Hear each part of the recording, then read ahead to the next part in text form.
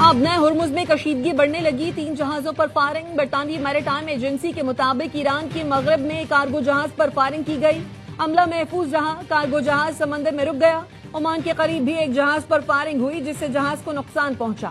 جہاز پر پاناما کا جھنڈا لگا تھا، دمام سے سنگاپور جا رہا تھا۔ ایران کے ساحل سے 6 ناٹیکل مائل کے فاصلے پر بھی پاناما کے پرچم بردار جہاز کو نشانہ بنایا گیا۔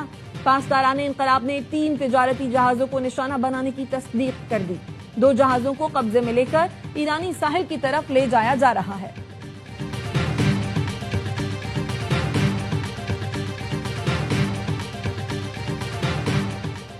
وزیر اعظم شہباز شریف سے ایرانی سفیر رضا میری مقدم کی ملاقات، امریکہ ایران تنازع اور مذاکراتی عمل سے متعلق بات چیت۔ وزیر اعظم نے مذاکرات کے دوسرے مرحلے میں ایران کی شمولیت پر زور دیا۔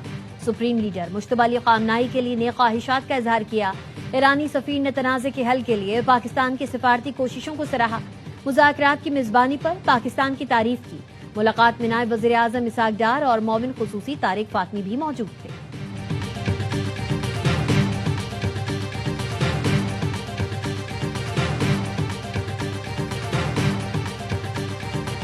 امریکی صدر ٹرمپ نے پاکستان کی درخواست پر جنگ بندی میں توسیع کر دی۔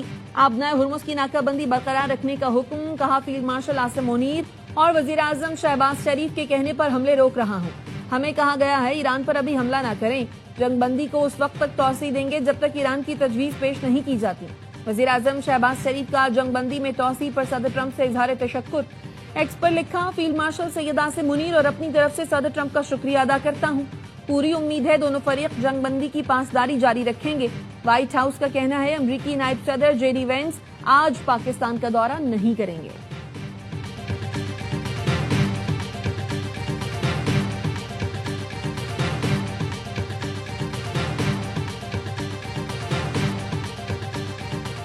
نائب وزیر اعظم اسحاق ڈار سے برطانوی ہائی کمشنر جین میریٹ کی ملاقات، علاقائی صورتحال اور باہمی دلچسپی کے امور پر تبادلہ خیال۔ اسحاق ڈار نے کہا خطے میں کشیدگی کے حل کے لیے سفارتی کوششیں اور مکالمہ ناگزیر ہے۔ پاکستان علاقائی استحکام کے لیے اپنا مثبت کردار ادا کرتا رہے گا۔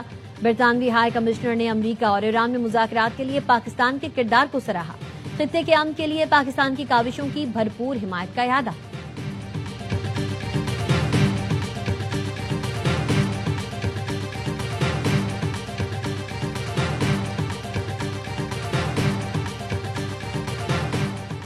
ایران کے خلاف مزید جارحیت کرنا بڑی غلطی ہوگی۔ جنگ دوبارہ شروع ہوئی تو خلیجی تیل کی صنعت تباہ کر دیں گے، پاسداران انقلاب نے خبردار کر دیا۔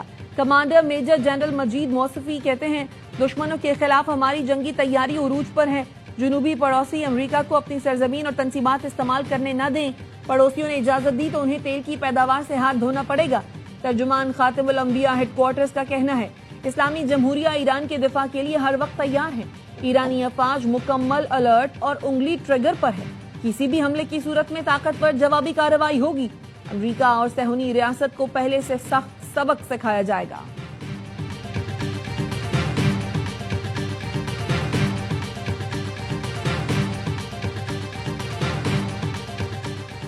اسرائیل کی جانب سے لبنان میں جنگ بندی کی خلاف ورزیاں، جنوبی لبنان کے رہائشی علاقوں پر بم برسا دیے۔ اسرائیل اور لبنان کے درمیان براہ راست مذاکرات کا دوسرا دور کل واشنگٹن میں متوقع۔ اسرائیلی فوج کی مقبوضہ مغربی کنارے میں بھی کھلی دہشت گردی، جنازے پر حملہ کر دیا، شرکاء پر براہ راست گولیاں چلائیں، اسٹن گرینیڈ پھینکے اور آنسو گیس کے شیل برسائے۔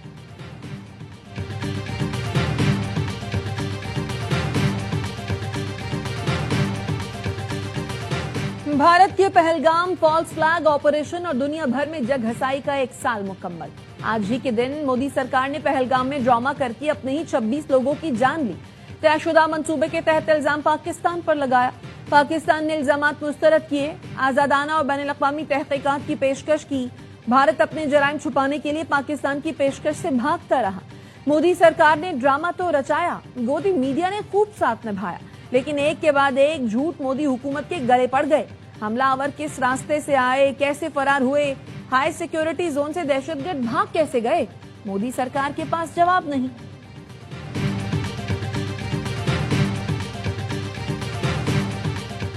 افغان طالبان رجیم کے خلاف ملک کے اندر سے آوازیں اٹھنے لگیں۔ مفاد پرست بھارت افغانستان اتحاد کو افغان عوام نے واضح پیغام دے کر مسترد کر دیا۔ افغان عوام نے بھارت کا علاقائی چینل ون انڈیا ہیک کر کے قوم کے دل کی آواز بھارتیوں تک پہنچا دی۔ 3 کروڑ سے زائد فالوورز والے social media platform One India پر افغان عوام نے واضح کر دیا، جیسا کرو گے ویسا بھرو گے۔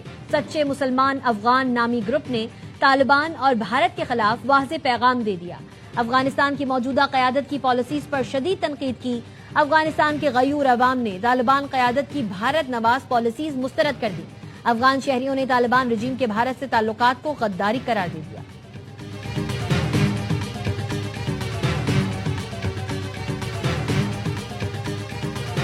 کراچی خیابان اتحاد میں 62 شخص کا برہنہ اور نشے کی حالت میں ہنگامہ آرائی کا واقعہ۔ نوجوان راہم طارق اور والد طارق جانو کے خلاف مقدمہ درج۔ AR1 نیوز پر خبر نشر ہونے کے بعد پولیس نے ایکشن لیا۔ طارق جانو کے خلاف بیٹے کو بھگانے کی دفعات کے تحت مقدمہ درج کیا گیا۔ سرکار کی مدعیت میں درج FIR میں کہا گیا، نوجوان برہنہ حالت میں گاڑی چلا رہا تھا۔ گاڑی روکنے کی کوشش کی تو ڈرائیور نے کار سرکار میں مداخلت کی، گاڑی کو بھگا دیا، لیکن کچھ فاصلے پر ٹائر پھٹنے سے گاڑی رک گئی۔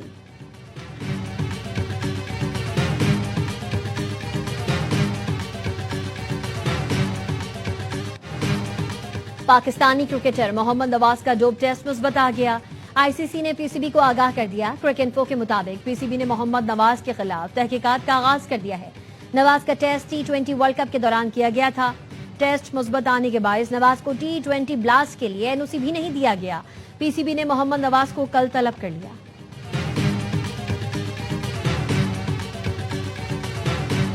اور HBL PSL 11 میں کراچی کنگز اور پشاور زلمی آمنے سامنے، کنگز کی بیٹنگ جاری۔ دوسرے مقابلے میں شام 7 بجے حیدرآباد کنگز مین اور ملتان سلطانز میں جوڑ پڑے گا۔ ایونٹ کے تمام میچ دیکھیے A اسپورٹس پر براہ